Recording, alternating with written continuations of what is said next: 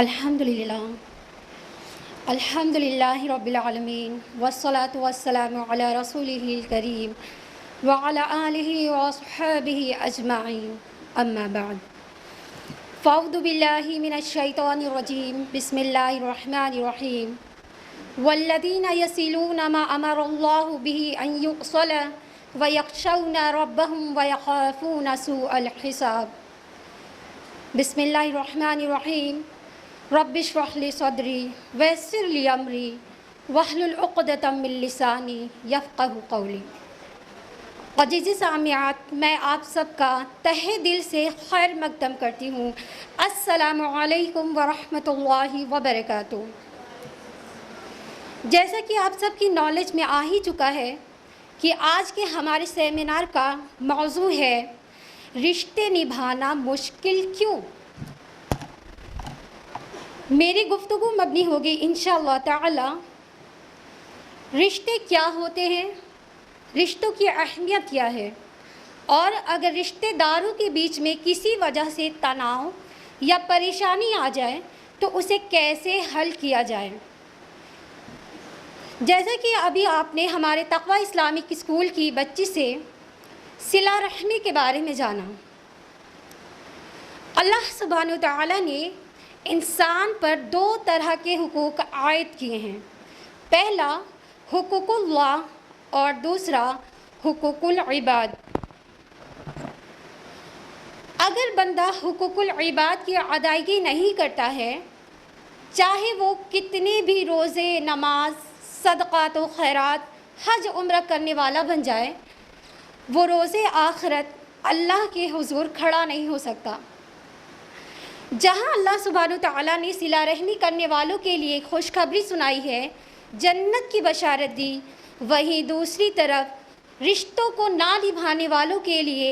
رسوائی بھی بیان فرمائی کہ قطع رحمی کرنے والا شخص جنت میں داخل نہیں ہو سکتا۔ اللہ سبحانہ تعالیٰ نے اس دنیا کو بنانے سے پہلے تمام انسانوں کی روحوں کو بنایا اور ان سب سے گواہی لی، کیا نہیں ہوں میں تمہارا رب؟ سب نے ایک ہو کر کہا قال بلا شہدنا، بے شک اے میرے پروردگار آپ ہی میرے رب ہیں۔ پھر اس کے بعد اللہ سبحانہ وتعالیٰ نے تمام انسانوں کے والد حضرت آدم علیہ السلام کو دنیا میں بھیجا اور ان کی نسل سے تمام انسانوں کو دنیا میں پھیلا دیا اور ایک مضبوط رشتہ قائم کر دیا۔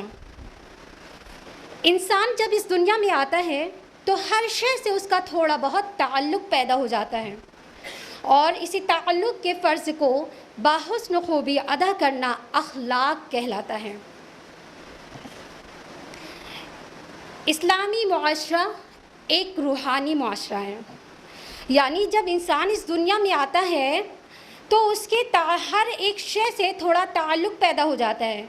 یعنی اس کے ماں باپ، عزیز و رشتہ دار، دوست، احباب، سب سے تھوڑا بہت تعلق پیدا ہو جاتا ہے۔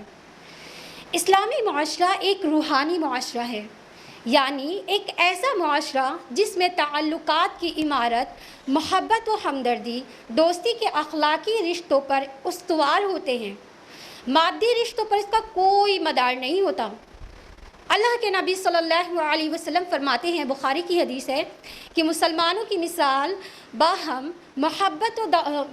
و غمخواری کے لحاظ سے جسم کی طرح ہے۔ اگر کسی ایک عضو کو تکلیف پہنچتی ہے تو پورا جسم بے خوابی اور تب کا شکار ہو جاتا ہے۔ اس بات میں کوئی شک نہیں کہ محبت و ہمدردی، دوستی کے اخلاقی رشتوں پر استوار ہونے والے روحانی تعلقات ہی وہ بنیاد فراہم کر سکے جو مختلف انسانی گروہوں کو ایک مرکز پر متحد کر سکے۔ یہی وہ مقدس رشتہ ہے جس میں مختلف قومیت اور مختلف نسل کے انسانوں کو ایک لڑی میں پرو دیتا ہے۔ مادی بنیادوں پر استوار ہونے والا رشتہ جسے جوڑنے والی چیز اقتصادی یا خطۂ سرزمین جیسے علائق ہوتے ہیں، اور اس کی مثال پتھر کی ڈھیر کی طرح ہوتی ہے جو ایک دوسرے سے قریب تو ہوتے ہیں لیکن ان کے مختلف ٹکڑوں میں کوئی مضبوط رشتہ نہیں ہوتا، چاہے اسے کتنا بھی مضبوط کیوں نہ بنا دیا جائے، لیکن صحیح معنوں میں وہ پائیدار بھی نہیں ہو سکتا، نہ اس کے اندر حقیقی اتصال پیدا ہو سکتا ہے۔ اگر آندھی کا ہلکا سا جھونکا بھی آئے تو وہ برداشت نہیں کر سکتا۔ اسلام نے زندگی کے مختلف گوشوں سے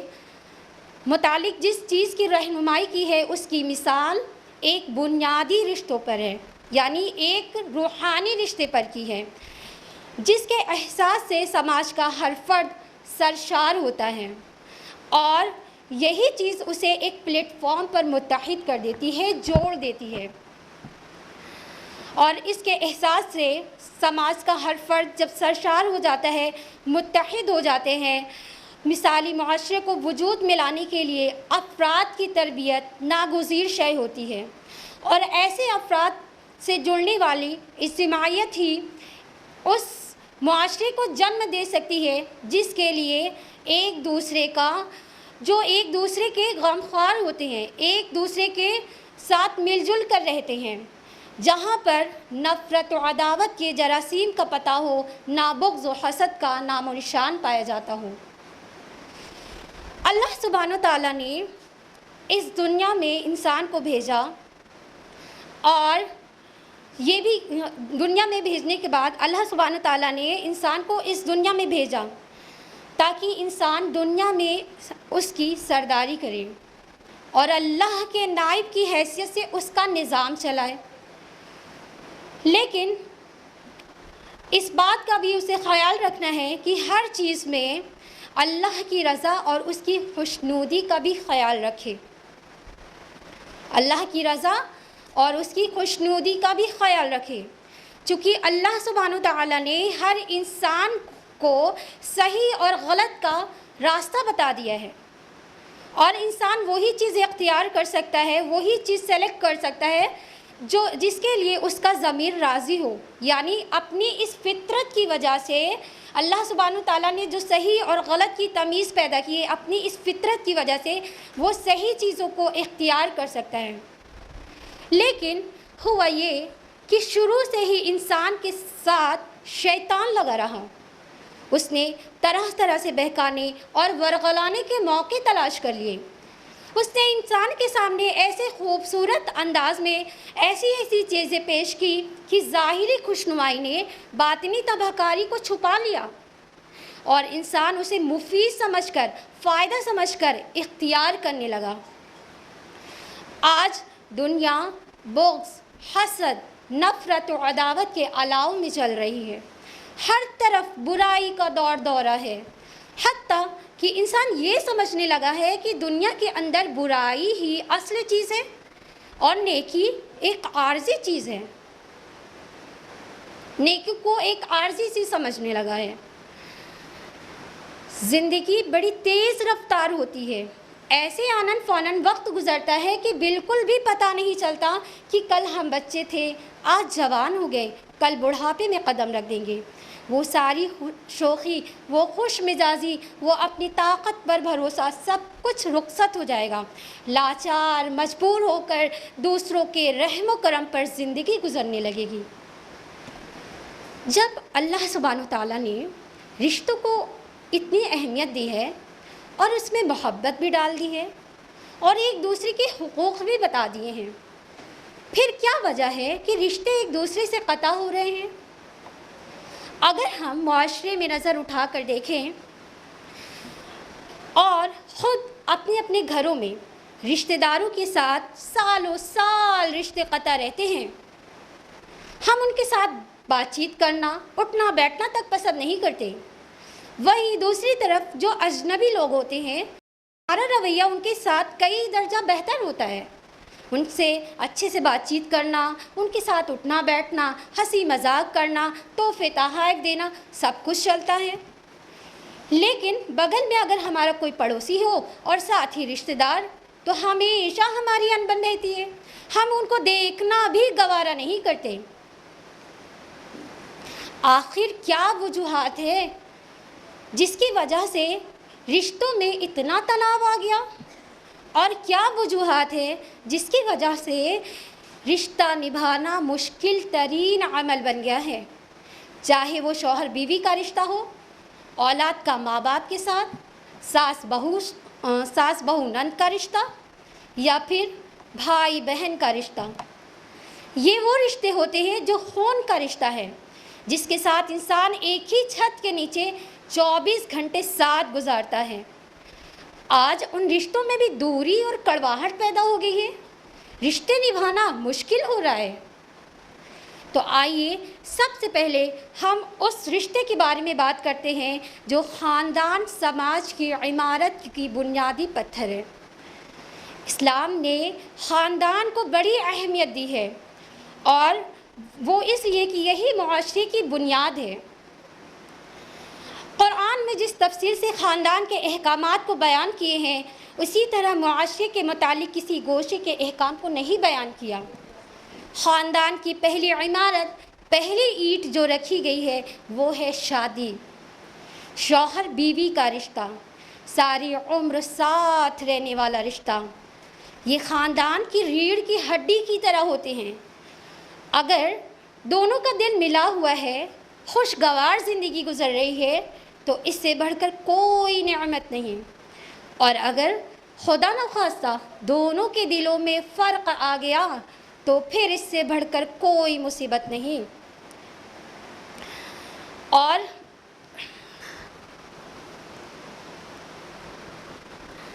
چونکہ جس طرح سے ریڑھ کی ہڈی میں خرابی پیدا ہو جاتی ہے، ہڈی میں اگر گیپنگ آ جائے یا ہڈی بڑھ جائے تو پورا جسم کمزور پڑ جاتا ہے۔ بس اسی طرح سے شوہر بیوی کے رشتوں میں آئے دن لڑائی جھگڑے ہونا، انبن ہونا، جس کی وجہ سے گھر کا چین سکون سب ختم ہو جاتا ہے، سب کچھ ختم ہو جاتا ہے۔ جب ایک دلہن گھر میں آتی ہے تو شوہر اسے بے انتہا محبت کرتا ہے، ہر وقت اس کے پاس رہنا، اس کی ضرورتوں کا خیال رکھنا، اسے اپنی دلی تعلق کا اظہار کرنا اپنے لیے باعث مسرت سمجھتا ہے۔ اور چونکہ اللہ سبحانہ تعالیٰ نے شوہر بیوی کے رشتوں کو بنایا بھی ایسا ہے، فرمایا سورہ روم سورہ نمبر 30 آیت نمبر 21 میں، وَمِنْ آيَاتِهِ مَنْ خَلَقَ لَكُم مِّنْ أَنفُسِكُمْ أَزْوَاجًا لِتَسْكُنُوا إِلَيْهَا وَجَعَلَ بَيْنَكُم مَّوَدَّةً وَرَحْمَةً، اور اس کی نشانیوں میں سے ہے کہ اس نے تمہاری ہی جنس سے تمہارے لیے بیویاں پیدا کی تاکہ تم ان سے سکون حاصل کرو، اور تمہارے درمیان میں محبت اور رحمت ڈال دی۔ اللہ سبحانہ تعالیٰ نے نہ صرف سکون کا ذریعہ بنایا شوہر بیوی کو، بلکہ محبت اور رحمت بھی ڈال دی ہے دونوں کے درمیان میں۔ اور سورہ بقرہ سورہ نمبر 2 آیت نمبر 187 میں اللہ سبحانہ تعالیٰ نے فرمایا، ہن لباس لکم وانتم لباس لہن، وہ تمہارے لیے لباس ہے، تم ان کے لیے۔ شوہر بیوی کا رشتہ جو رشتہ ہوتا ہے اس میں ایک اٹیچمنٹ ہوتی ہے، محبت ہوتی ہے، دونوں ایک دوسرے کا خیال رکھتے ہیں۔ جس طرح سے ایک شوہر پر ذمہ داری ہوتی ہے کہ وہ بیوی کا نان نفقہ اٹھائے، اس کا نان نفقہ ادا کرے اور اس کی ہر ضرورتوں کا خیال رکھے۔ اللہ سبحانہ تعالیٰ نے فرمایا سورہ نساء سورہ نمبر 4 آیت نمبر 34 میں، الرجال قوامون علی النساء بما فضل اللہ بعضهم علی بعض وبما انفقوا من اموالهم، اور مرد حاکم ہے اس وجہ سے کہ اللہ تعالیٰ نے ایک کو دوسرے پر فضیلت دی ہے، اور اس وجہ سے بھی کہ مردوں نے اپنے مال خرچ کیے ہیں۔ تو اسلام میں جہاں شوہر پر بیوی کے حقوق بتائے، وہی دوسری طرف بیوی پر شوہر کے بھی حقوق بتائے ہیں کہ ایک اچھی اور نیک بیوی وہ ہوتی ہے جو اپنے شوہر کی ہر چھوٹی سے چھوٹی ضرورت کا خیال رکھتی ہے، اس کی پسند ناپسند کا خیال رکھتی ہے، اس کے کھانے پینے کا خیال رکھتی ہے، شوہر جب اسے بلائے اس کی خدمت کے لیے حاضر ہو جاتی ہے،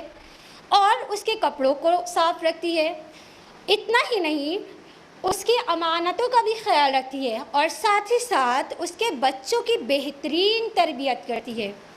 اللہ کے رسول صلی اللہ علیہ وسلم فرماتے ہیں کہ عورتوں میں سب سے اچھی عورت وہ ہے کہ جب اس کا شوہر اسے دیکھے کہ وہ اسے خوش کر دیتی ہے، اور جب اسے کوئی حکم دے تو اسے بجا لاتی ہے، اور اس کے مال و جان میں اس کی حفاظت کرتی، اس میں کوئی خلاف ورزی نہیں کرتی جس کی وجہ سے اس کو رنج و غم پہنچے۔ اس طرح سے ازواجی زندگی کا راز باہم ایک دوسرے پر اعتماد کرنا ہے، بھروسہ کرنا ہے۔ اگر وہ عورت ان تمام چیزوں پر پرفیکٹ ہے، صحیح ہے، تو اللہ کے رسول صلی اللہ علیہ وسلم نے کیا فرمایا؟ طبرانی کی حدیث ہے کہ عورت کے اندر وہ تمام خوبیاں اگر موجود ہیں، اگر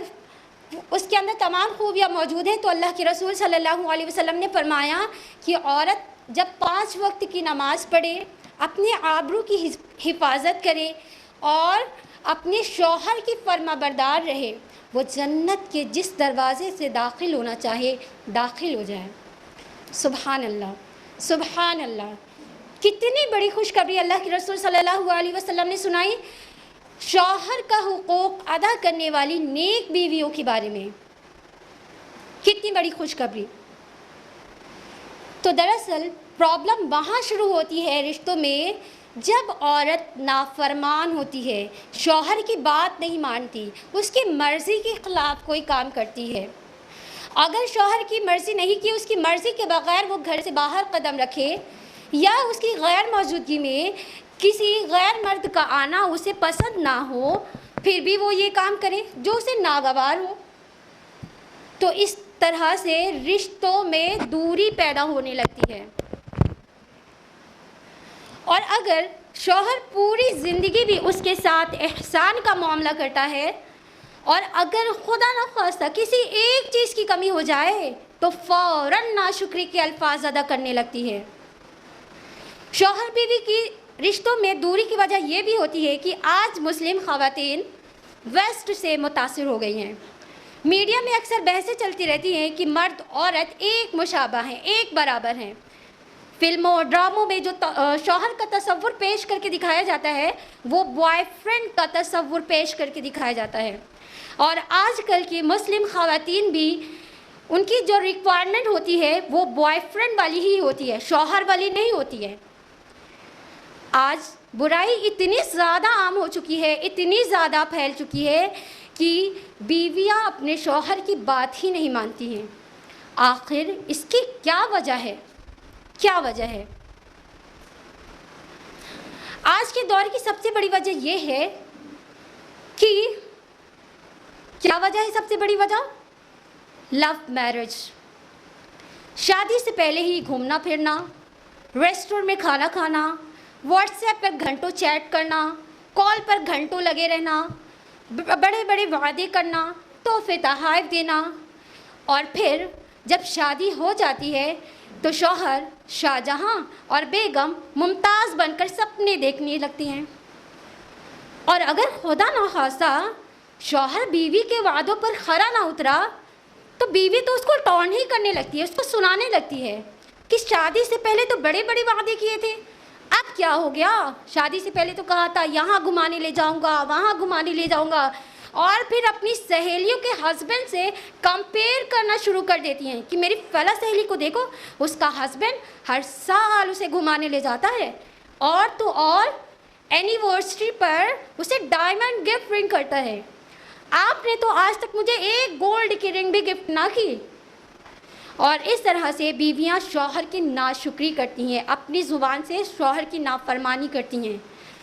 اللہ کے رسول صلی اللہ علیہ وسلم فرماتے ہیں، صحیح بخاری صحیح مسلم کی حدیث ہے، متفق علیہ روایت ہے، مسلم کی حدیث نمبر 2671، اللہ کے رسول صلی اللہ علیہ وسلم نے فرمایا، جب میں نے جنت کا معائنہ کیا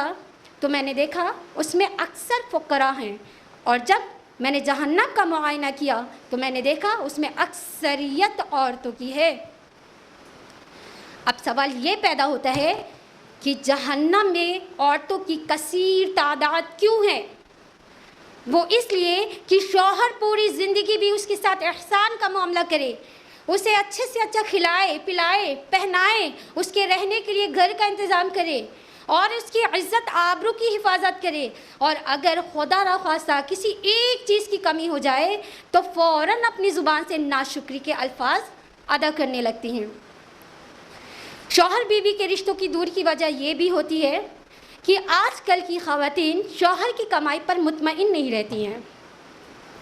خواتین کے اخراجات اتنے زیادہ بڑھ گئے ہیں کہ ہر روز انہیں شاپنگ کرنا ہوتا ہے، ہر روز ان کو نیا ڈریس چاہیے، کپڑے چاہیے، سینڈل چاہیے، اور اگر کسی شادی پارٹی میں جانا ہو تو پھر تو پارلر کا خرچ الگ ہے، اور خود بھی ویسٹرن عورتوں کی طرح باہر نکل کر کمانا چاہتی ہیں۔ آج ماحول جس طرح سے گندگیوں سے آلودہ ہو چکا ہے، اس کا رونا کہاں تک رویا جائے؟ اگر آپ مارکیٹ ایک فنائل کی بوتل بھی لینے جائیں تو ایک خوبصورت عورت کی تصویر جذبات کو بھڑکانے کے لیے کافی ہوتی ہے۔ یہی نہیں، لکڑی کے فرنیچر سے لے کر موٹر کے پرزوں تک کے اشتہارات میں عورت کو اس طرح سے بے ہودہ طریقے سے پیش کیا جاتا ہے کہ جذبات کو بھڑکایا جائے اور خریدنے والا چیز کی طرف نظر پھیر کر اس کے مکر و لذت کی عوض اسے خرید لے۔ آج عورتیں آزادی اور فیشن کے نام پر جو کچھ بھی کر رہی ہیں وہ خود آگ میں تیل ڈالنے سے کیا کم ہے؟ اور شوہر بھی بیچارہ نہ حلال دیکھتا ہے نہ حرام دیکھتا ہے، بیوی کو خوش رکھنا ہے، اس کی ضرورتوں کو پوری کرنا ہے، بس صرف اور صرف پیسہ کمانے کی مشین بن کر رہ گیا ہے۔ اور ایک بات کا خیال رکھیے گا کہ اگر گھر میں کوئی ایسی پرابلم ہے لیکن شوہر اجازت دیتا ہے کہ میری بیوی گھر سے باہر جاب کرے تو کر سکتے ہیں، لیکن شریعت کے دائرے میں رہ کر۔ وہیں دوسری طرف کچھ خواتین ایسی بھی ہوتی ہیں جن کے اندر تقویٰ ہوتا ہے، اللہ کا ڈر اور خوف ہوتا ہے، وہ ہر طرح سے ایڈجسٹ کر لیتی ہیں، شوہر کی کمائی کتنی بھی کم کیوں نہ ہو، جو ملا اس پر اللہ کا شکر ادا کیا، جو نہیں ملا اس پہ کوئی ملامت نہیں۔ اور ایسی بیویاں شوہر کی نظر میں اور ویلیو بڑھ جاتی ہے اور زیادہ ان کی عزت ہو جاتی ہے، لیکن جو خواتین چھوٹی چھوٹی ضرورتیں پوری نہ ہونے پر شوہر کی غیبتیں دوسروں سے کرتی پھرتی ہیں تو وہ شوہر کی نظر سے گر جاتی ہیں، ان کی ویلیو نہیں رہتی ہے۔ جب اللہ سبحانہ تعالیٰ نے شوہر بیوی کو اتنے مقدس رشتوں میں باندھا ہے، پھر کیا وجہ ہے کہ رشتے ایک دوسرے سے قطع ہو رہے ہیں؟ آخر کیا وجہ ہے؟ آج رشتوں کے ٹوٹنے کی سب سے بڑی وجہ ہے یہ موبائل کا فتنہ۔ جی ہاں، اس موبائل کے وجہ سے، غلط استعمال کرنے کی وجہ سے کتنے ہی گھر تباہ و برباد ہو رہے ہیں، شوہر بیوی کے رشتے ٹوٹ رہے ہیں۔ میں جو بات کہنے جا رہی ہوں وہ کڑوی ضرور ہے لیکن 100% ٹرو ہے۔ آپ دیکھیں معاشرے میں شادی کے بعد بھی لڑکا لڑکی کا ایکسٹرنل افیئر چلتا رہتا ہے۔ شوہر اگر گھر سے باہر کمانے چلا گیا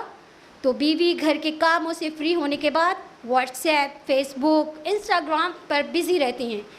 اور اگر خدا نخواستہ کسی ان نون نمبر سے میسج یا کال آ گئی تو پھر تو گھنٹے چیٹ اور کال پر بات ہونی ہے، بیوی گھر کے اندر تو شوہر گھر سے باہر آفس میں۔ اور اگر پیرنٹس نے شادی کسی اور سے کرا دی اور افیئر کسی اور سے تھا تو شادی کے بعد بھی دونوں کا کانٹیکٹ رہتا ہے، ایک دوسرے سے بات چیت ہوتی رہتی ہے، جس کی وجہ سے آج طلاق کی نوبت سب سے زیادہ آ رہی ہے۔ کسی کی بیوی اپنے ایکس بوائے فرینڈ کے ساتھ بھاگ گئی تو کسی کا شوہر اپنے 2 بچوں کو چھوڑ کر اپنے ایکس گرل فرینڈ کے ساتھ بھاگ گیا۔ یہ کیا ہے؟ گناہ، کبیرہ گناہ، زنا کے اسٹیپ سے بھی بڑا گناہ۔ اللہ تعالیٰ نے کیا فرمایا تھا قرآن میں؟ سورہ اسراء، سورہ نمبر 17 آیت نمبر 32 میں، وَلَا تَقْرَبُوا الزِّنَا، اور زنا کے قریب بھی نہ جانا۔ تو اللہ تعالیٰ نے تو زنا کے قریب بھی جانے سے منع فرمایا ہے، لیکن آج دنیا میں انسان گناہ کو گناہ ہی نہیں سمجھتا ہے، دنیا میں ہی سب کچھ پانا چاہتا ہے، سب کچھ دنیا میں ہی چاہتا ہے۔ شوہر بیوی کے رشتوں میں دوری پیدا ہو جانا، کڑواہٹ آ جانا، ایک دوسرے سے الگ رہنا، جس کی وجہ سے رشتہ نبھانا مشکل ہو رہا ہے۔ یہ تو شوہر بیوی کے رشتوں کے متعلق بات ہو گئی۔ سسرالی رشتوں میں ہمیشہ انبن کیوں رہتی ہے؟ آخر کیوں؟ جب ایک لڑکی شادی کر کے سسرال آتی ہے تو وہ اس کا اصل گھر ہوتا ہے، اسے پوری زندگی سسرال میں ہی گزارنی ہوتی ہے۔ لڑکے کی شادی ہونے پر یعنی جب وہ کسی خاندان میں آتی ہے تو وہاں کے لیے وہ اجنبی ہوتی ہے، لیکن ایجاب و قبول کے بعد ہی گھر والوں میں اس کی سب سے زیادہ اہمیت ہو جاتی ہے اور سب سے زیادہ حقوق اسی کے ہو جاتے ہیں۔ اور دلہن بھی ڈولی سے اترتے وقت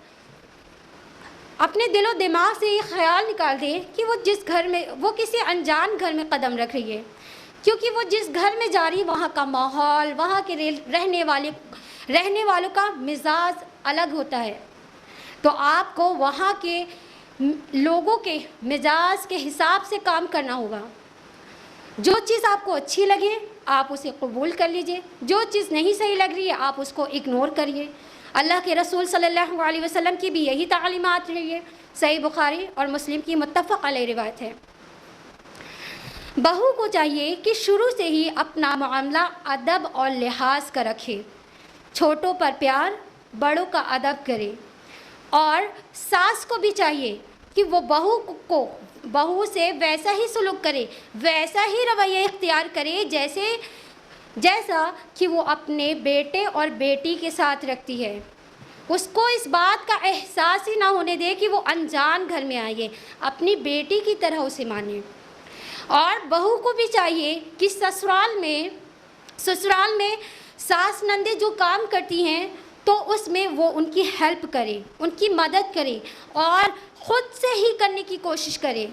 جب آپ ایسا کریں گی نا تو سسرال والوں کے دلوں میں آپ کے لیے محبت پیدا ہو جائے گی،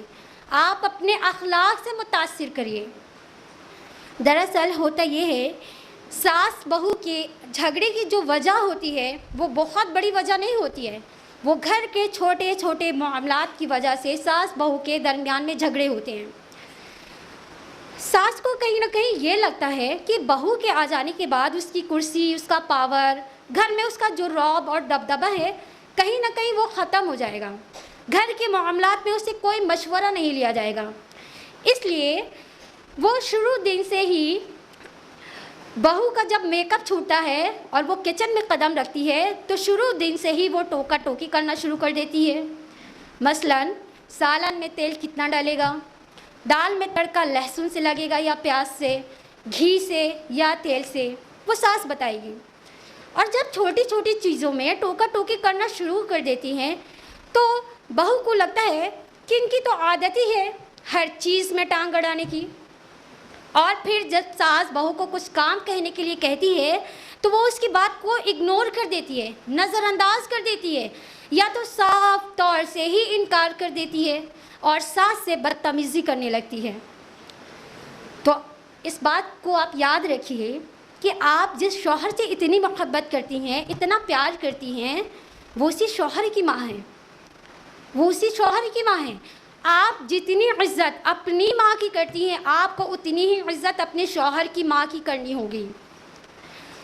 اگر آپ کا شوہر آپ کی ماں سے بدتمیزی سے بات کرے تو کیا آپ کو یہ گوارا ہوگا؟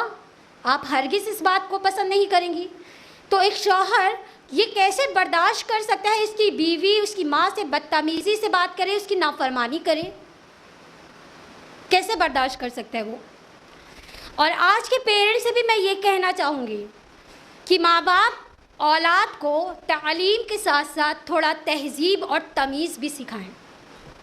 کیونکہ ہوتا یہ ہے کہ مائکے میں لڑکیاں بہت لاڈ پیار سے پلی ہوتی ہیں،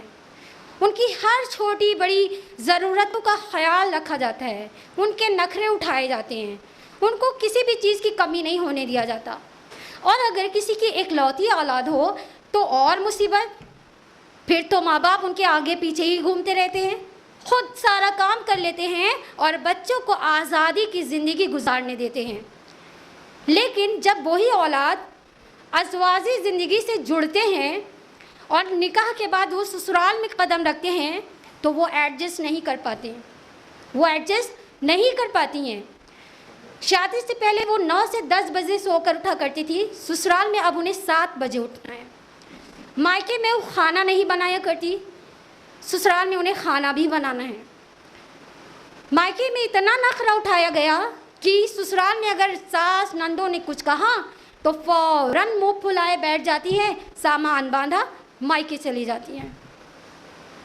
اور بہت حد تک غلطی سسرال والوں کی بھی ہوتی ہے کہ جب وہ بہو ڈھونڈنے نکلتی ہیں تو گویا بہو نہیں جنت کی حور ڈھونڈنے نکلتی ہیں، انہیں کوئی لڑکی سمجھ میں آتی ہی نہیں ہے۔ 50 گھر ایسے چکر لگاتی ہیں گویا کسی پھل اور سبزی منڈی کی دکان میں پھل اور سبزیاں چھانٹ رہے ہوں۔ یہ سیب اچھا نہیں، اس میں داغ ہے، یہ بھنڈی بہت چریر ہے، چھوٹی ہوتی پتلی ہوتی تو زیادہ اچھا ہوتا۔ اس طرح بہو کی تلاش ہوتی ہے، سالوں سال گزر جاتے ہیں، لڑکی سمجھ میں نہیں آتی ہے۔ لڑکی کی عمر بڑھتی جا رہی ہے، بہو چاہیے 21 سال کی ہی،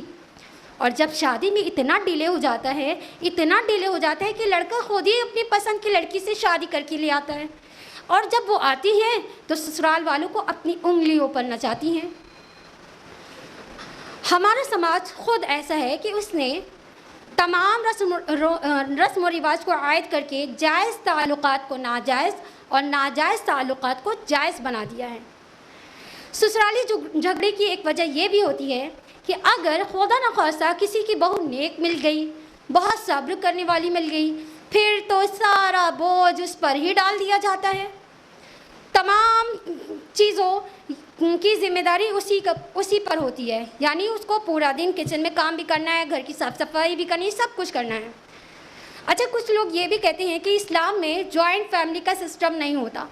تو جوائنٹ فیملی کا سسٹم نہیں ہوتا ہے نا، یہ کہتے ہیں کہ ہمارے اوپر ذمہ داری نہیں ہے۔ تو وہاں پر کہا گیا ہے کہ جہاں پر ایک بھائی ہیں، مطلب ایک ہی گھر میں کئی بھائی ہیں، میرڈ ہیں، ان کی خود کی فیملی ہے، اور ایک ہی گھر میں کزن بردر بھی رہ رہے ہوں، تو وہاں پر کہا گیا کہ سیپریٹ رہنا بہتر ہے، لیکن مان لیجئے کہ جو ماں باپ کی اولاد ہے ان کی اتنی استطاعت نہیں ہے کہ وہ الگ گھر لے کر وہ رہیں، ایک ہی گھر میں کوئی ایسا مطلب ایک گھر میں ہی رہ کر سیپریٹ راستہ ہونا چاہیے تاکہ کسی کی بے پردگی نہ ہو۔ اب مان لیجئے کہ ایک بڑے بیٹے کی شادی ہو گئی، ماں باپ ہیں، بہن ہے، چھوٹا بھائی ہے، اب ہم یہ سوچیں کہ وہ جو جوائنٹ فیملی ہے وہ جوائنٹ فیملی نہیں ہوتی ہے، وہ ایک سنگل فیملی ہوتی ہے، ماں باپ بھائی کے ساتھ بیٹے کے ساتھ ہی رہیں گے، بہنیں بھائی کے ساتھ ہی رہیں گی، وہ کہاں جائیں گی؟ تو جو سسٹم ہم لوگ یہ سوچیں کہ جوائنٹ فیملی، اسلام میں جو سسٹم ہے جوائنٹ فیملی وہ نہیں ہے، تو سسٹم وہاں پر جہاں پر ایک ہی بھائی کی پوری فیملی ہو، کزن بردر بھی ہو، جہاں پر بے پردگی ہونے کا چانس ہے، تو وہاں پر کہا گیا کہ آپ سیپریٹ رہیں تو زیادہ بہتر ہے تاکہ آپ گناہ میں انوالوڈ نہ ہو جائے۔ اور پھر اگر ہمارا جب رشتہ طے ہوتا ہے تو ہمیں یہ پتہ ہوتا ہے کہ ہم جس فیملی میں جاتے ہیں وہ فیملی چھوٹی ہے یا بڑی ہے، وہاں ہمیں خود کام کرنا پڑے گا یا نوکر چاکر لگے ہوں گے، تو ہمیں پہلے سے ہی اپنا مائنڈ سیٹ کرنا پڑے گا، ہمیں بہت ہی صبر کے ساتھ اور اخلاق کے ساتھ دونوں چیزوں کو بیلنس کر کے چلنا پڑے گا، دونوں چیزوں کو ہمیں بیلنس کرنا پڑے گا۔ اور بہو پر بھی تھوڑا رحم کیا جائے کہ سارا بوجھ بہو پر نہ ڈال دیا جائے، کہ کچھ لوگ کیا کرتے ہیں، بیٹی کو تو بہت ہی آرام دے دیتے ہیں اور سارا بوجھ بہو پر ہی ڈال دیا جاتا ہے۔ اب بہو گھر کا کام کرے، بچوں کی پرورش کرے، نہ تو وہ شوہر کو وقت دے پاتی ہے، اور اگر کوئی مہمان بھی آ جائے تو پھر تو پورا دن کچن میں جانا ہے، اور خدا نخواستہ گھر میں کوئی بیمار پڑ جائے پھر تو مریض کی عیادت کے لیے دن بھر لائن لگی رہتی ہے۔ تو میں یہ کہنا چاہوں گی، اللہ واسطے اگر ہم کسی مریض کی عیادت کے لیے جاتے ہیں تو گھنٹے 2 گھنٹے نہ بیٹھے رہ جائیں، 10 سے 15 منٹ کے لیے ہم جائیں، مریض کی عیادت کریں اور واپس آ جائیں۔ قریبی رشتہ دار کیا کرتے ہیں کہ وہ آ کر رک ہی جاتے ہیں، اب بھائی وہ گھر میں مہمان نوازی کرے یا پھر مریض کی خدمت کرے۔ ساس بہو کے رشتے کے علاوہ نند اور بھابھی کا رشتہ بھی بڑا عجیب ہوتا ہے کہ بعض نندیں ایسی ہوتی ہیں کہ ہر وقت وہ بھابھی کے خلاف ماں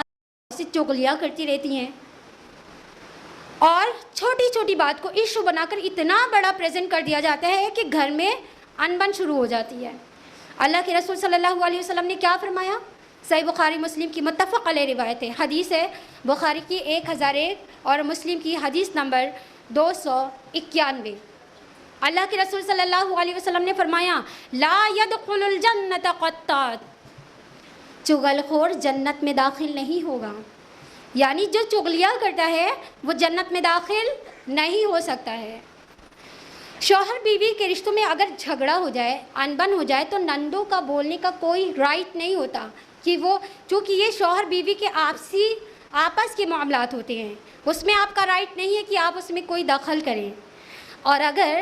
سسرال سے نندیں آتی ہیں مائکے، تو بھابھی کو بھی چاہیے کہ تھوڑی دن ان کی خدمت کر لیا کریں،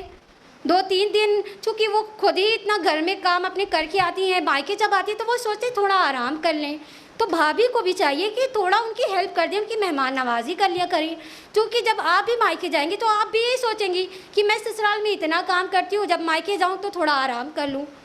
تو دونوں چیز کو بیلنس بنا کر چلنا ہوگا۔ اور اگر سسرال سے نندیں مائکے آ رہی ہیں 2 دن 3 دن یا ہفتے بھر کے لیے، تو کسی طرح کی کوئی پرابلم کریٹ نہ کرے کہ شوہر بیوی کے رشتوں میں انبن شروع ہو جائے۔ ضروری یہ بھی نہیں ہے کہ ہر نندیں ایک ہی طرح کی ہوتی ہیں، بہت ساری نندیں بہت سپورٹ کرنے والی بھی ہوتی ہیں کہ جیسے ہی وہ سسرال سے آتی ہیں، گھر میں اگر ان میرڈ بہن ہے یا بھابھی ہیں، فوراً ان کی ہیلپ کرنا شروع کر دیتی ہے۔ اور اچھا، اکثر بھابھیوں کی عادت یہ بھی ہوتی ہے کہ جب وہ ساس نندوں کے بیچ میں بیٹھتی ہیں تو صرف اور صرف اپنے گھر والوں کی ہی تعریف کرتی رہتی ہیں، اور مائکی والوں کی عادت یہ ہوتی ہے کہ لڑکی کی اگر شادی ہو گئی تو وہ صبح شام دوپہر رات ان کو کال کر کے سسرال میں ہونے والی چیزوں کا جائزہ لیتی رہتی ہیں۔ شادی کے بعد بیٹی کی خیریت لینے کے لیے ہفتے میں 2 سے 3 بار کافی ہوتا ہے۔ ہر روز صبح شام دوپہر کال کرنے کا کیا مقصد ہے؟ اگر سسرال میں یہ ماحول نہیں ہے تو آپ کا یہ کال کرنا بھی جھگڑے کی وجہ بن جاتا ہے، یہ بھی ایک وجہ بن جاتی ہے جھگڑے کی وجہ۔ اور اکثر بھابیاں کیا کرتی ہیں، وہ ساس نندوں کے بیچ میں ویسے تو بیٹھنا پسند ہی نہیں کرتی ہیں، گھر کے کام ہونے کے بعد یا تو اپنے روم میں یا پھر مائکے والوں سے بات کرنے میں ہی وقت جاتا ہے، جس کی وجہ سے ساس نندے اور بھابھی کے درمیان میں، یعنی جو بہو ہیں ان کے درمیان میں کھٹاس پیدا ہو جاتی ہے، رشتوں میں دوری پیدا ہو جاتی ہے۔ دوسری چیز یہ کہ ایک لڑکا شادی کے بعد اپنی بیوی کو زیادہ سے زیادہ ٹائم دیتا ہے، اس کے ساتھ زیادہ سے زیادہ ٹائم اسپینڈ کرتا ہے، اور یہ چیز صاف طور سے نظر بھی آتی ہے کہ شادی سے پہلے وہی لڑکا فیملی کے ساتھ گھل مل کر رہتا تھا، بھائی بہنوں کی دلجوئی کیا کرتا تھا، والدین کی فکر کیا کرتا تھا، اب اچانک شادی کے بعد وہ بالکل چینج ہو جاتا ہے، اور بیوی کو کہیں نہ کہیں یہ لگتا ہے کہ شادی کے بعد سارا حق صرف اور صرف اس کی بیوی پر ہے۔ وہ بھول جاتی ہے کہ جس سے اس کی سب سے زیادہ انبن رہتی ہے، یعنی ساس، وہ اسی سے پیدا ہوا ہے اور وہ اس کی گود میں پروان چڑھا ہے۔ اس کی محبت اور توجہ کی وجہ سے آج آپ کا شوہر اس قابل ہوا ہے کہ آپ کا بوجھ اٹھا سکے، یعنی ذمہ داری اٹھانے لائق بن گیا ہے۔ تو اس کے دل میں والدین کی محبت اور والدین کی فکر اور عزیزوں کی محبت کیوں نہ رہے؟ اور بہو، دراصل ہوتا یہ ہے کہ بہو کیا کرتی ہے کہ گھر میں ہونے والے تمام چھوٹے بڑے جو گھر میں جو چیزیں پیش ہوتی ہیں دن بھر ساس اور بہو کے درمیان میں، وہ اس کی رپورٹ ہر روز شوہر کو نمک مرچ لگا کر پیش کرتی ہے، اور ہر قدم قدم پر ساس کی خطائیں ثابت کرتی رہتی ہے، اور بالکل اسی کے برعکس ساس بہو کے خلاف اولاد سے کرتی ہے۔ گویا 2 دشمن آمنے سامنے کھڑے رہ کر، گویا کہ 2 دشمن ایک دوسرے کو شکست دینے کے لیے تیار ہوں۔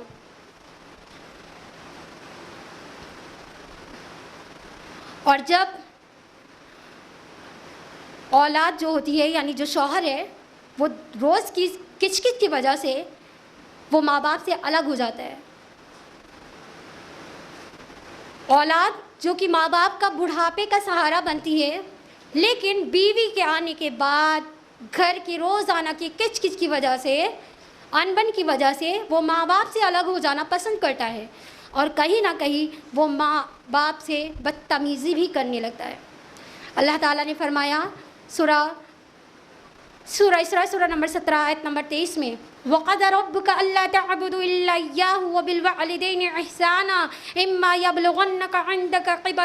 كِبَرَ أَحَدُهُمَا أَوْ كِلَاهُمَا فَلَا تَقُل لَّهُمَا أُفٍّ وَلَا تَنْهَرْهُمَا وَقُل لَّهُمَا قَوْلًا كَرِيمًا۔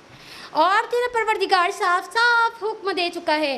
کہ اللہ کے سوا کسی کی عبادت نہ کرنا اور ماں باپ کے ساتھ احسان کرنا۔ اگر ان میں سے کوئی ایک یا دونوں بڑھاپے کو پہنچ جائیں تو ان کے آگے اف تک نہ کہنا، نہ انہیں ڈانٹ ڈپٹ کرنا، اور ان کے ساتھ ادب اور احترام سے بات چیت کرنا۔ اللہ تعالیٰ نے تو والدین کے سامنے اف تک کہنے سے منع کیا ہے، ان سے بدتمیزی سے بات کرنا، ان سے جھگڑنا یہ تو بہت دور کی بات ہو گئی ہے۔ اور یہ بھی کہا کہ اگر والدین میں سے کوئی ایک بھی حیات میں ہے تو آپ کی ذمہ داری ہے کہ آپ ان کی خدمت کریں، آپ ان کی ذمہ داریوں کو اٹھائیں۔ دراصل جب اولاد ہوتی ہے، یعنی جب بیٹا ہوتا ہے، تو ماں باپ جو ہوتے ہیں وہ پھولے نہیں سماتے۔ بیٹا ہونے پر پورے خاندان میں مٹھائی بانٹی جاتی ہے، اور تو اور اس کی ہر چھوٹی سے بڑی ضرورتوں کا خیال رکھا جاتا ہے، اسے اعلیٰ سے اعلیٰ تعلیم پرووائڈ کی جاتی ہے۔ 25 سے 30 سال محنت کر کے جب ماں باپ اس کو بڑا کرتے ہیں، اس کی پرورش کرتے ہیں، جس طرح سے ایک درخت تیار کیا جاتا ہے کہ وہ ان فیوچر جب بڑا ہو جائے گا تو پھل دے گا، اسی طرح پیرنٹس جب اولاد کی تربیت کرتے ہیں وہ 25 سے 30 سال محنت کر کے کہ وہ ان کے بڑھاپے کا سہارا بنے گا، لیکن شادی کے بعد وہ ماں باپ کو بھول جاتا ہے، صرف اور صرف بیوی بچوں کا ہی خیال رہتا ہے، صرف اور بیوی بچوں کا خیال رہتا ہے۔ اور اس طرح سے والدین کو ایک وقت کی روٹی اور ایک گلاس پانی تک پوچھنے والا کوئی نہیں ہوتا۔ کتنے ہی پیرنٹس یعنی ایسے ہیں، کتنے ہی اولاد ایسی ہیں کہ اپنے والدین کو گھر سے بے دخل کر دیتے ہیں، ان کی زندگیاں فٹ پاتھ اور سڑکوں پر گزر رہی ہیں۔ کیا اولاد کو اسی دن کے لیے انسان پالتا ہے؟ اسی دن کے لیے کہ شادی کے بعد صرف بیوی بچوں کا ہی حق ہوتا ہے، والدین کا کوئی حق ان پر نہیں ہوتا، کوئی رائٹ نہیں ہوتا۔ جن کے والدین نہیں ہوتے ہیں نا، ان سے پوچھئے کہ جب ان پر کوئی مصیبت پڑتی ہے نا، ان کے آنسو پوچھنے والا کوئی نہیں ہوتا ہے، اور جن کے پیرنٹس ابھی حیات میں ہیں نا، ان کو کوئی ویلیو نہیں ہوتی ہے، کوئی قدر نہیں ہوتی ہے، فری میں ملے ہیں نا اس لیے کوئی قدر نہیں ہے۔ جب نہیں ہوں گے تب پتہ چلے گا کہ جب ماں ہوتی تھی، اس کے اگر 4 بیٹے ہیں تو چاروں بیٹوں کے لیے الگ الگ دن اس کی پسند کا کھانا بنا کر انہیں کھلایا کرتی تھی کہ میرے چھوٹے بیٹے کو دال کے ساتھ اچار بہت پسند ہے، میرے بڑے بیٹے کو دالچا بہت پسند ہے، میرا سب سے بڑا بیٹا جو ہے اس کو کھانے میں بریانی بہت زیادہ پسند ہے۔ سب کا نام لے کر الگ الگ دن سب کے لیے کھانا بنایا کرتی اور انہیں کھلایا کرتی تھی۔ یہ کب پتہ چلے گا؟ جب وہ نہیں ہوں گے۔ اور جو لوگ دنیا میں ہی ماں باپ کی رسپیکٹ کرتے ہیں، ان کی قدر کرتے ہیں، وہی کامیاب لوگ ہوتے ہیں، وہی جنت کو حاصل کرنے والے لوگ ہوتے ہیں۔ اور جب اولاد ماں باپ کی رسپیکٹ کرتی ہے، ان کی خدمت کرتی ہے، تو بڑھاپے میں جب اولاد ان کی خدمت کرتی ہے نا، تو والد کے دل سے جو دعا نکلتی ہے وہ عرش کو ہلا کر رکھ دیتی ہے، عرش کو ہلا کر رکھ دیتی ہے۔ جب والد نہیں ہوں گے، جب والد کا انتقال ہو جائے گا تو دنیا ہی اجڑ جاتی ہے، اور ماں جس نے 9 مہینے اپنی پیٹ میں اس کا بوجھ اٹھایا، اس کی پرورش کی، اس کو پالا پوسا، جب وہ نہیں ہوگی نا تو یہ گھر قبرستان بن جائے گا۔ آپ کا کروڑوں کا یہ محل، یہ بنگلہ، یہ ساری خوشی، یہ رونق سب ختم ہو جائے گی۔ ارے اللہ سبحانہ تعالیٰ نے تو والدین کے حق میں دعا کرنے کے لیے کہا تھا. فرمایا سورہ اسراء سورہ نمبر 17 آیت نمبر 24 میں، رب ارحمہما کما ربیانی صغیرا، اے میرے پروردگار ان پر ویسا ہی رحم فرمائیے جس طرح انہوں نے بچپن میں ہم پر رحم کیا، میری پرورش کی. اللہ تعالیٰ نے اولاد کو والدین کے حق میں دعا کرنے کے لیے کہا، مگر افسوس ہم دعا کرنے کی بجائے بد دعا کرتے ہیں کہ کب یہ گھر سے باہر نکلے اور ہم خوشی کی زندگی گزاریں، چین کی سانس لیں. کتنے ہی اولاد تو ایسے ہیں کہ ہاتھ پکڑ کے اپنے ماں باپ کو دھکے دے کر باہر نکال دیتے ہیں اور ان کی زندگیاں سڑکوں پر گزرتی ہے، وہ مانگنے پر مجبور ہو جاتے ہیں. ارے جب درخت بھی لگتا ہے تو وہ بھی لوگوں کو فائدہ پہنچاتا ہے، لیکن انسانی رشتے یہ تو اللہ کے بنائے ہوئے رشتے ہیں. آج ان میں بھی دوری، کڑواہٹ، نفرت، بغض، حسد، وہ تمام چیزیں آ چکی ہیں. اس کے علاوہ رشتوں کی دوری کی وجہ ایک یہ بھی ہوتی ہے بھائی بہن کا رشتہ. بھائی بہن کا رشتہ جو خون کا رشتہ ہوتا ہے، جو ایک ہی ساتھ پلے ہوتے ہیں ایک ہی چھت کے نیچے، آج ان رشتوں میں بھی کڑواہٹ اور دوری پیدا ہو گئی ہے. اس کی وجہ کیا ہے؟ وراثت کا معاملہ. ہر کوئی جائیداد میں حصہ پانا چاہتا ہے والدین کی زندگی میں ہی. تو آپ کو میں یہ بتا دوں کہ جب والدین حیات میں ہوتے ہیں، ان کی اگر پراپرٹی ہے، وراثت ہے، تو کوئی بھی اولاد حقدار نہیں ہوتی ماں باپ کی زندگی میں. وراثت کی تقسیم مرنے کے بعد ہوتی ہے. اللہ تعالیٰ نے فرمایا سورہ بقرہ سورہ نمبر 2 آیت نمبر 180 میں، کتب علیکم اذا احدکم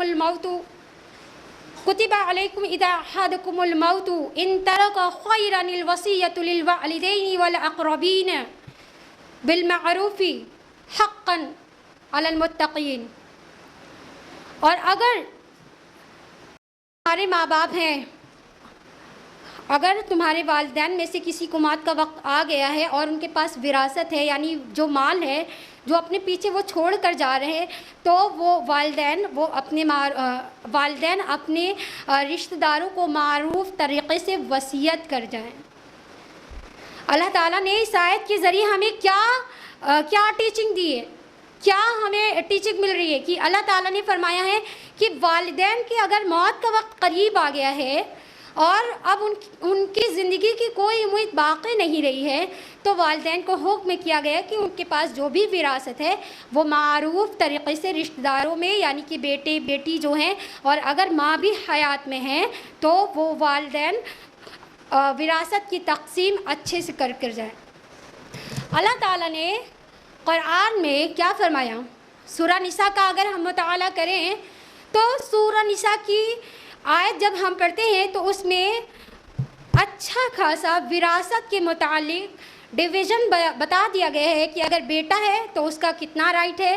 بیٹی ہے تو اس کو کتنا حق ملے گا، اور ماں بھی اگر حیات میں ہے تو اس کو بھی حصہ ملے گا. یعنی وراثت کی جو تقسیم ہوگی، اگر ماں بھی حیات میں ہے تو اس کا بھی رائٹ بنتا ہے، وہ بھی حصے دار ہوگی. لیکن افسوس آج امت محمدیہ کی فتنے کی جو سب سے بڑی وجہ ہے وہ ہے مال و دولت. مال و دولت نے اسے اتنا اندھا کر دیا ہے کہ نہ ماں باپ، نہ بھائی بہن، کوئی کسی کا نہیں ہے. صرف اور صرف پیسہ کمانے کی مشین بن کر رہ گیا ہے. کتنے ہی نیوز میں آپ نے سنا ہوگا یا newspaper news headline میں دیکھا ہوگا کہ کتنے ہی لوگوں کے مرڈر صرف اور صرف پیسوں کے متعلق ہو جاتے ہیں. ایک دوسرے کا لوگ قتل تک کر دیتے ہیں. رشتوں کی کوئی اہمیت نہیں ہوتی ہے. ماں باپ کی زندگی میں ہی لوگ حقدار بننا چاہتے ہیں. وراثت میں ان کو حصہ چاہیے، رائٹ چاہیے، اور خود ہی سیٹل ہو کر اپنی لائف عیش و آرام کے ساتھ گزاریں اور ماں باپ کو دھکے دے کر نکال دیں باہر. اور یہی ہو رہا ہے. جس کی 4 اولادیں ہیں اس کا بھی یہی معاملہ ہے، جس کی 1 اولاد ہے اس کا بھی یہی معاملہ ہے۔ ہر کوئی اپنی زندگی سیٹل کرنا چاہتا ہے، دنیا میں ہی سب کچھ ان کو پانا ہے، دنیا ہی چاہیے ان کو۔ اور اگر وراثت کی تقسیم مان لیجئے حصہ مل بھی گیا، روزانہ کی کچھ کچھ کی وجہ سے مان لیجئے پراپرٹی میں ان کو حقدار بنا بھی دیا گیا، تو اگر 4 اولادیں ہیں تو اب بیوی شوہر کے کان بھرتی ہے کہ کیا آپ ہی ہیں کیا؟ ہمارے ہی اوپر صرف ذمہ داری ہے والدین کی خدمت کرنے کی، ہمارا ہی استحقاق ہے، باقی بھی تو اولاد ہیں، وہاں کیوں نہیں جاتے ہیں؟ ان کا کوئی حق نہیں ہے کیا؟ تو یہ ماں باپ طے کریں گے کہ وہ کس بیٹے کے ساتھ رہنا چاہتی ہے، وہ جہاں جانا چاہیں گی اولاد ان کو وہ وہاں جا کر رہ سکتی ہیں، یہ کوئی باؤنڈیشن نہیں ہے، یہ والدین ڈیپینڈ کریں گے وہ کس کے ساتھ رہنا چاہتی ہیں۔ آج ماں باپ بوجھ بن کر رہ گئے ہیں اولاد پر، اور دنیا میں ہی سب کچھ پانا چاہتے ہیں، دنیا میں ہی سیٹل ہونا چاہتے ہیں، جس کی پراپرٹی پر عیش کر رہے ہوتے ہیں اس کو ہی گھر سے دھکے دے کر باہر نکال دیتے ہیں۔ یہ حال ہے آج ہمارا، بھائی بہنوں کے گھر آنا جانا بند ہو جاتا ہے صرف اور صرف پراپرٹی کی وجہ سے، ان کو اتنا دیا گیا، ان کو اتنا دیا گیا، اور بھائی بہن سے بول چال بند ہو جاتی ہے، سالوں سال گزر جاتے ہیں، آنا جانا بند ہے۔ نہ صرف ان رشتوں کے علاوہ خالہ، ماموں، پھوپھی، چچا، ان کے ہاں اور پڑوسیوں کی بھی خیریت لینے کی ضرورت لوگ نہیں سمجھتے ہیں۔ کیوں؟ کیونکہ ہر کسی سے آج انبن رہتی ہے، رشتوں میں بحال نہیں ہے، اور اگر پوچھا جائے تو سب لوگ ایک ہی عذر دیتے ہیں، بھائی وقت نہیں ہے، ٹائم نہیں ہے، لیکن جب بور ہو رہے ہوتے ہیں تو پھر کسی پارک، مال یا ریسٹورنٹ میں جا کر اپنے دل کو بہلاتے ہیں، اور زندگی گزارنے کے لیے یہ موبائل اپنے آپ میں خود ہی ایک ذریعہ ہے، ٹائم پاس کرنے کے لیے گھنٹوں ہم اس میں وقت گزار دیتے ہیں، ہمارا ٹائم پاس ہو جاتا ہے، لیکن رشتہ داروں کے یہاں جانا پسند نہیں کرتے۔ کیوں نہیں کرتے ہیں؟ چونکہ موبائل خود ہی اپنے آپ میں ایک ذریعہ ہے زندگی گزارنے کا۔ یہ تمام وجوہات ہیں جو میں نے آپ کو بہت ہی سمرائز کر کے آپ کے سامنے رکھی ہیں، جس کی وجہ سے رشتوں میں دوری، کڑواہٹ پیدا ہو گئی ہے، رشتے نبھانا مشکل ترین عمل بن گیا ہے، اور اخلاق کی کمی کی وجہ سے لوگ ایک دوسرے سے دور ہو رہے ہیں۔ تو اب آئیے ہم پرابلم کے ساتھ ساتھ سلیوشن بھی جان لیتے ہیں کہ ایسی کیا چیز ہمیں کرنی ہوگی جس کی وجہ سے جو رشتوں میں بغض، حسد، نفرت و عداوت پیدا ہو گئی ہے، اب ہمیں ایسے کیا کرنا ہوگا جس کی وجہ سے رشتوں میں پھر سے بحال آ جائے، رشتے پھر سے قائم ہو جائے۔ تو سب سے پہلی چیز جو کرنے کی ہے وہ ہے عفو درگزر، یعنی ایک دوسرے کو ہمیں معاف کرنا ہوگا۔ سامنے والے نے ہمیں چاہے کتنی بھی چوٹ کیوں نہ پہنچائی ہو، کتنا بھی درد دیا ہو، کتنے بھی ہمارے دل کو کیوں نہ دکھایا ہو، ہمارا ان کے ساتھ رویہ اچھا رکھنا ہے، بہتر رکھنا ہے، ہمیں اپنے دل سے ان تمام نفرتوں کو نکال دینا ہے، کیونکہ جب ہم اللہ کی رضا کے لیے ان کے قصور کو معاف کرتے ہیں تو اللہ سبحانہ تعالیٰ ہمارے گناہوں کو معاف فرماتا ہے۔ فرمایا سورہ نور سورہ نمبر 24 آیت نمبر 22 میں، وَلْيَعْفُوا وَلْيَصْفَحُوا أَلَا تُحِبُّونَ اللَّهَ أَن يَغْفِرَ اللَّهُ وَاللَّهُ غَفُورٌ رَحِيمٌ، اور معاف کرو، درگزر کرو، کیا تم نہیں چاہتے کہ اللہ سبحانہ تعالیٰ تمہارے قصوروں کو معاف فرمائے؟ بے شک اللہ تعالیٰ قصوروں کو معاف کرنے والا مہربان ہے۔ اللہ تعالیٰ نے اتنی بڑی بات فرما دی کہ کیا تم نہیں چاہتے کہ اللہ تعالیٰ تمہاری قصوروں کو معاف فرمائے؟ اور جس کے قصور کو، جس کی غلطیوں کو اللہ تعالیٰ معاف فرما دے تو یہ تو بہت بڑی کامیابی ہے۔ سامنے والا اگر ہم سے بغض بھی رکھے، دشمنی بھی رکھے، لیکن ہمیں اپنے دل کو پاک رکھنا ہے، ہمارے دل میں کسی کے لیے کوئی غبار نہیں ہونا چاہیے، پھر دیکھیے رشتے کس طرح سے بحال ہوتے ہیں، پھر سے قائم ہو جائیں گے انشاءاللہ۔ اور دوسری چیز یہ ہے جو کرنے کی ہے وہ ہے تربیت، یعنی اپنے اولاد کی تربیت ہم دینی ماحول میں کریں، بچوں کو بچپن سے ہی بڑوں کا ادب کرنا سکھائیں، اللہ کا ڈر، رسول کی سنت سے محبت کرنے والا بنائیں، نماز کا پابند اور فجر کے بعد ہی انہیں قرآن کا مطالعہ کرنے والا بنائیں، ہر آزمائش پر انہیں صبر کرنے والا اور نعمتوں پر شکر کرنے والا بنائیں، ایک دوسرے کا مددگار بنائیں، موبائل انٹرنیٹ کی دنیا سے انہیں دور رکھیں، قرآن، سیرت، حدیث کا مطالعہ کرنے والا بنائیں، اور ساتھ ہی ساتھ اگر بچے کوئی اچھا کام کرے تو انہیں اپریشیٹ بھی کریں، ان کو اپریشیٹ کریں، اور اگر کوئی غلطی کرتے ہیں تو ان کو اس غلطی پر ٹوکے بھی۔ جب ہم ایسے کریں گے نا،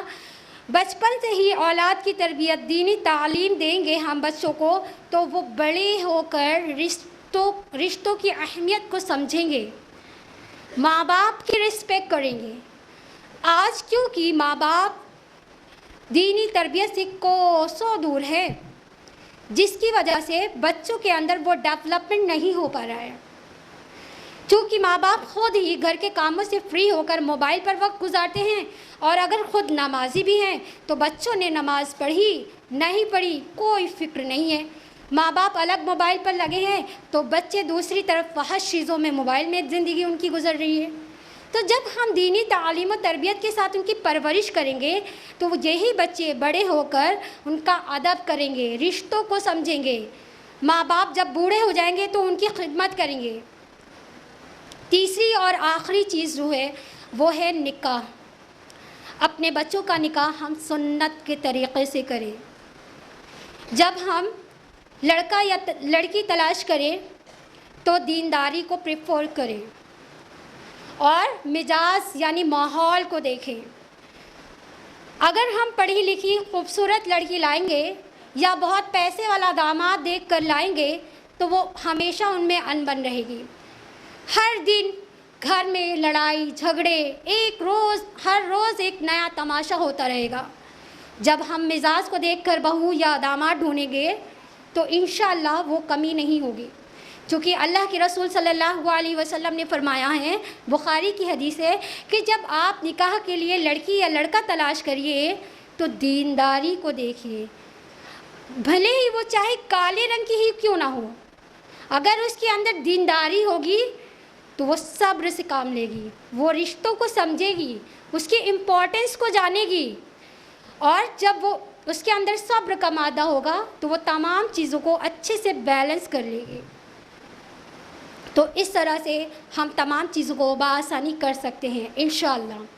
اور اسی کے ساتھ ہی ہم اپنی گفتگو کا اختتام کرتے ہیں۔ اللہ سبحانہ وتعالیٰ فرماتے ہیں قرآن مجید میں سورہ رعد سورہ نمبر 13 آیت نمبر